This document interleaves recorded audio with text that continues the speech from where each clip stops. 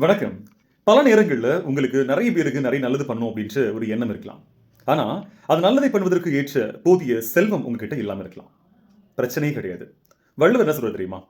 உங்ககிட்ட நெறைய செல்வம் இல்லை என்றாலும் கூட, நல்ல உள்ளம் இருந்துச்சு அப்டின்னா, எல்லா செல்வந்தர்களை விட பெரிய செல்வந்தர் நீங்க தான் அப்டின்னு வள்ளுவர் சொல்றாரு. இதுதான் ரொம்ப அழகா ஒரு குறள்ல, "அருள் செல்வம் செல்வத்துள் செல்வம். பொருள் செல்வம் பூரியார் கண்ணும் உள" அப்டின்னு சொல்றாரு. அதாவது அருளாகிய செல்வம் தான் அருள்னா இரக்கம். இரக்கமாகிய செல்வம் தான் எல்லா செல்வங்களை விட தலையான செல்வம். பொருள் செல்வம் அப்படின்றது மோசமான பண்புள்ள நபர்கள் கிட்டயும் கூட இருக்குது.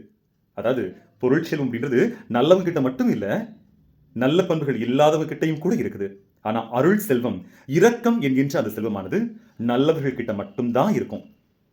பொருள் கொடுத்து உதவி செய்யக்கூடிய சூழல்ல நீங்க இல்லனாலும் கூட, மற்றவங்க கஷ்டப்படுறாங்கன்ற சிந்தனையோட அவங்களுக்கு உதவி செய்யணும் அப்படின்ற எண்ணத்தை கொண்டிருந்தீங்க அப்படின்னா, உண்மையாகவே இந்த உலகத்துல ரொம்ப பெரிய பணக்காரர் யார் தெரியுமா?